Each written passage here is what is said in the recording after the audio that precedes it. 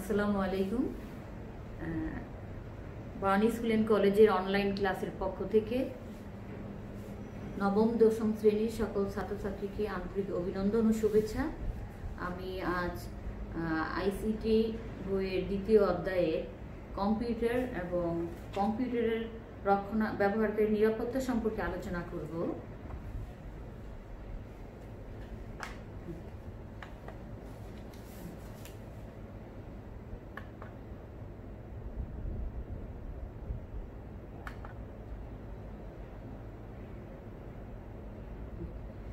দ্বিতীয় অধ্যায় কম্পিউটার এবং কম্পিউটার ব্যবহারকারী নিরাপত্তা। তোমরা যারা ক্লাসটা ফলো করছো তারা তোমরা মেইন বইটা নিলে এবার 16 পৃষ্ঠায় আছে, সেটা নিলে হয়তো আর একটু ভালো হবে।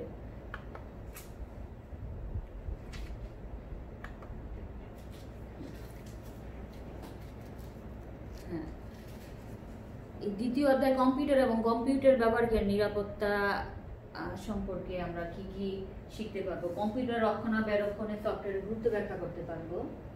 সফটওয়্যার আনইনস্টল এবং সফটওয়্যার ডিলিট এর পার্থক্য করতে পারবো। কম্পিউটার তথ্য উপাত্ত এবং সফটওয়্যারের নিরাপত্তা, পাসওয়ার্ড এবং অ্যান্টিভাইরাসের ব্যবহারের গুরুত্ব ব্যাখ্যা করতে পারবো। এবং সাধারণ এবং সামাজিক সাইটসমূহের মধ্যে পার্থক্য নিরূপণ করতে পারবো। আর অতিমাত্রায় ইন্টারনেট ব্যবহারের ফলাফল বিশ্লেষণ করতে পারবো। তারপরের পয়েন্ট হচ্ছে অতিমাত্রায় গেমস খেলার নেতিবাচক দিকগুলো ব্যাখ্যা করতে পারবো। সফটওয়্যারের পাইরেসি বিষয়টি বর্ণনা করতে পারবো। আর কপিরাইট আইনের গুরুত্ব ব্যাখ্যা করতে পারবো। ইন্টারনেট তথ্যের অবাধ প্রবাহের সাথে সাথে নিরাপত্তার প্রয়োজনীয়তা ব্যাখ্যা করতে পারবো। কম্পিউটার ট্রাবল শুটিং এর গুরুত্ব ব্যাখ্যা করতে পারবো। যথাযথ প্রক্রিয়া অবলম্বন করে নির্দিষ্ট সফটওয়্যার ইনস্টল এবং আনইনস্টল করতে পারবো। ইউনিক পাসওয়ার্ড তৈরি করতে পারবো এবং সর্বোপরি কম্পিউটারের সাধারণ সমস্যা ট্রাবল শুট করতে পারবো। তাহলে আজ আমরা এই অধ্যায়ের প্রথম পয়েন্টগুলো নিয়ে আমি আলোচনা করব। সেটা হচ্ছে প্রথম 3টি পয়েন্ট। এখন তোমরা এটা দেখতে পারবে।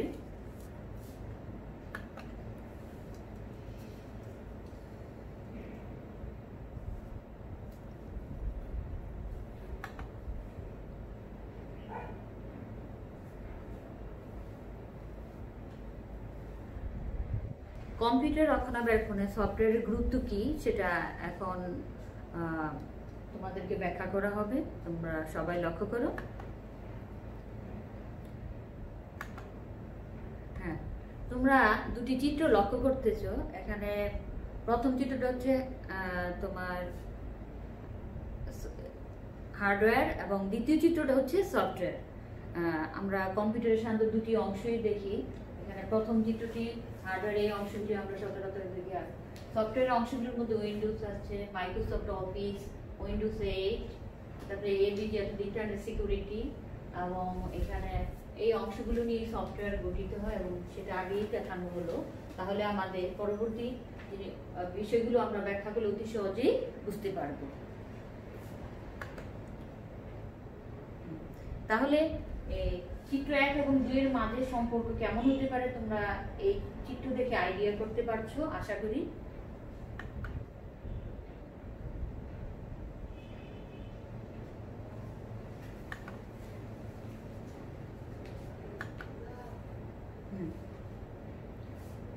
আর এই পাঠ শেষে শিক্ষার্থী বন্ধুরা তোমরা কম্পিউটারের বিভিন্ন ধরনের সমস্যা চিহ্নিত করতে পারবে। কম্পিউটার সচল ও গতিশীল রাখার উপায় বর্ণনা করতে পারবে। কম্পিউটার নিরাপত্তা সম্পর্কে জানতে পারবে। আর কম্পিউটারে ভাইরাস আক্রান্ত হওয়ার লক্ষণসমূহ জানতে পারবে। অ্যান্টিভাইরাস ব্যবহারের গুরুত্ব ব্যাখ্যা করতে পারবে।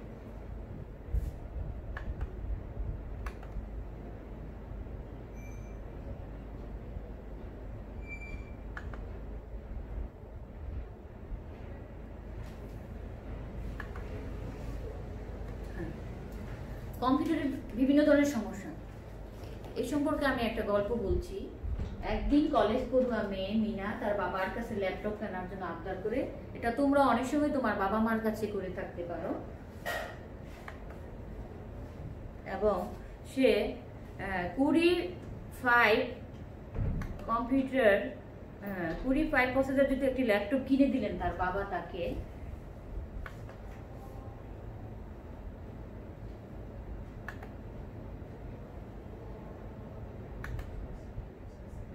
মিনা তখন যে 45 ল্যাপটপ কিনলো, সেই মিনা ল্যাপটপের গতি দেখে খুবই মুগ্ধ হলো প্রথমে,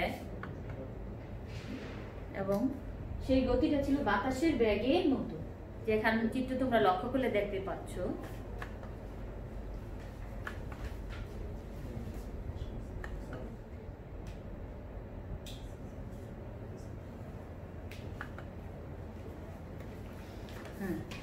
সে কিছুদিনের মধ্যে ল্যাপটপের অনেক সফটওয়্যার ইনস্টল করলো, এবং এই যে এখানে চিত্রে দেখানো হয়েছে যে ইনস্টল হইতেছে, যে এই যে অ্যারো চিহ্ন দিয়ে এখানে বোঝানো হয়েছে যে ইনস্টল করলো। পর্যায়ক্রমে 4টি বিষয় নিয়ে সে ইনস্টল করলো।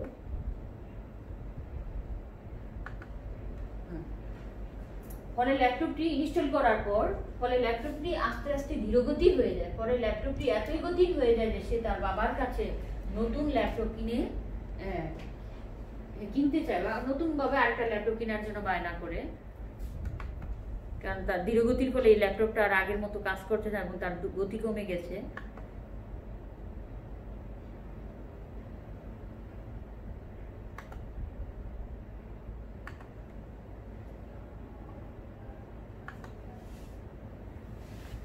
আমি আরো একটি ঘটনা বলি। অঙ্কন তার কম্পিউটারে ইন্টারনেট কানেকশন নেয়,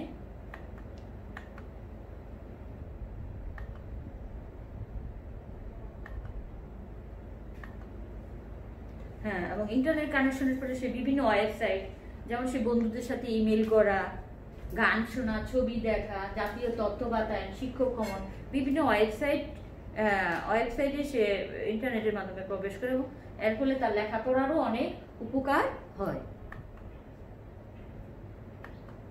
যেখানে দেখা আছে ইউটিউব কম, জাতীয় তথ্য বাতায়ন, শিক্ষক কম, বিভিন্ন ওয়েবসাইটে ঢুকছে, গুগল কম। সে ইন্টারনেটের বিভিন্ন সাইটে ব্যবহার করতে শুরু করে, এতে তার লেখাপড়ার অনেক উপকার হয়, যে কথাটা আমি কিছুক্ষণ আগেও বলেছি।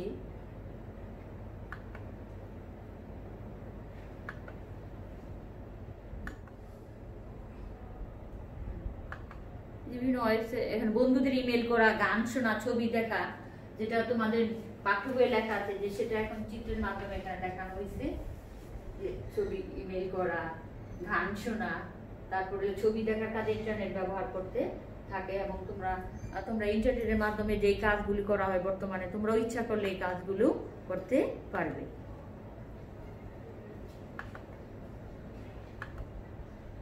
তারপরে দেখো কম্পিউটারের সংযোগের পরে এখানে প্যান ড্রাইভ এখানে সংযুক্ত করা হয়েছে, চিত্রে দেখানো হয়েছে এটা প্যান ড্রাইভ। তারপরে যে এখানে লেখা আছে যে family picture, official data, song, তুমি যে কোনো কিছু এই প্যান ড্রাইভের মাধ্যমে তুমি এখানে বলা হয়েছে ইউএসবি পোর্টে প্যান ড্রাইভ প্রবেশের সাথে সাথে সব ফাইল এবং এখানে যে ফাইলগুলো ছিল সেগুলি শর্টকাট হয়ে যায়। ফলে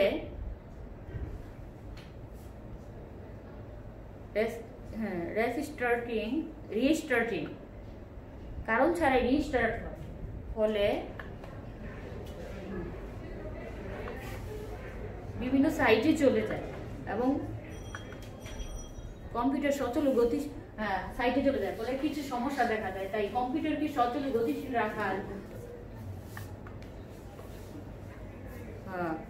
কিভাবে যায় সে সম্পর্কে এখন আলোচনা করা হবে।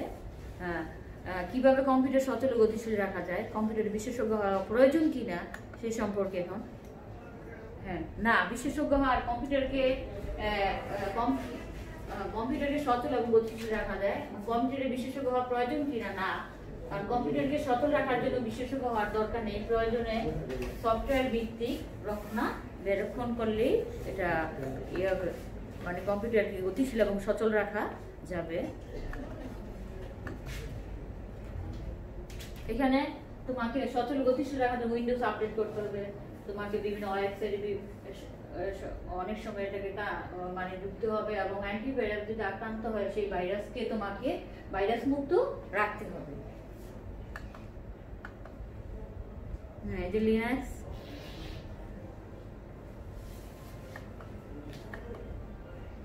রেজিস্ট্রি ক্লিন আপও আছে, তোমরা এর মাধ্যমে তুমি ভাইরাস দূর করতে পারো।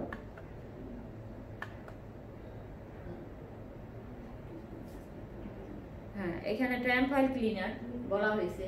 অনেক সময় যে ফাইলগুলো যখন আমরা সিলেক্ট করি ওগুলি অনেক সময় কি হয়ে যায়, শর্টকাট হয়ে যেতে পারে, তখন হার্ড ডিস্কে আর কোনো জায়গা খালি থাকে না। তখন আমরা কি করতে পারি, ভাইরাসগুলো দূর করে কম্পিউটারকে সচল রাখার জন্য আমরা উইন্ডোজ আপডেট করতে পারি। যে রেজিস্ট্রি ক্লিনার, এর মাধ্যমে ভাইরাস দূর করা এবং কম্পিউটারের গতি সচল রাখা হয়।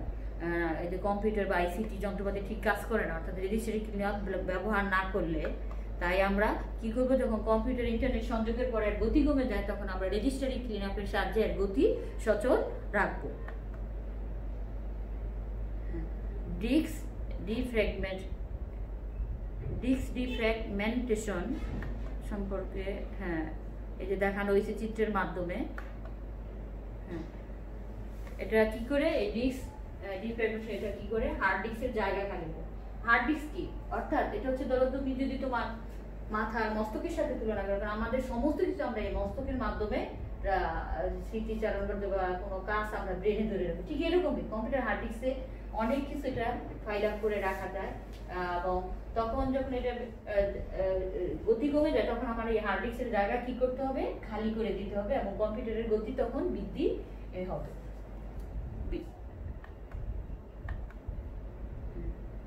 এখন আমরা কম্পিউটারের ভাইরাস কিভাবে মুক্তকরণ যায় সেই উপায় সম্পর্কে আলোচনা করব। এখানে মাইক্রোসফট সিকিউরিটি ইনস্টল, হ্যাঁ সবাই একটা উইন্ডোজ দেখানো হয়েছে। হ্যাঁ, এখানে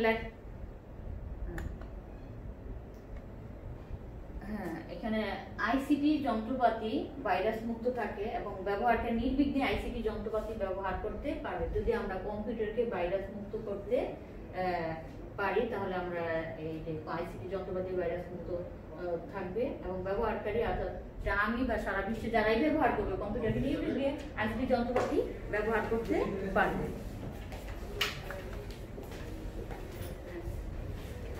একক কাজ, এখানে কম্পিউটার রক্ষণাবেক্ষণ সফটওয়্যারের 5টি কাজ তোমরা খাতায় লিখে নাও। বসান আপনারা একটু সোফা টোফা মধ্যে বসান।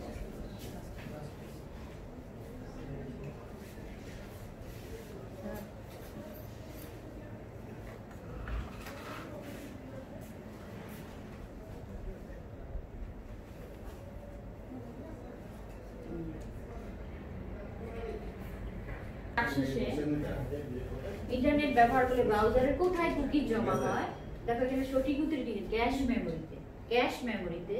আর বাকি 3টি উত্তর এখানে ভুল আছে। কবে শেষ হবে টাইম দিয়ে দেন না।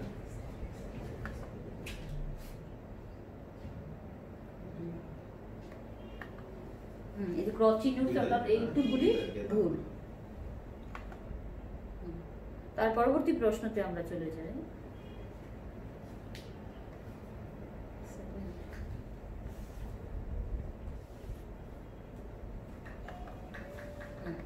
দেখো বাড়ির কাজ, তোমরা সবাই বাড়ির কাজ খাতায় লিখে নাও। কম্পিউটারের গতি কমে গেলে তুমি কি কি ব্যবস্থা গ্রহণ করবে সেটা লিখে আনবে। আজ এই পর্যন্তই। সবাইকে আমার আন্তরিক অভিনন্দন ও শুভেচ্ছা জানিয়ে আমি ক্লাস এখানেই শেষ করলাম। খুদা হাফেজ।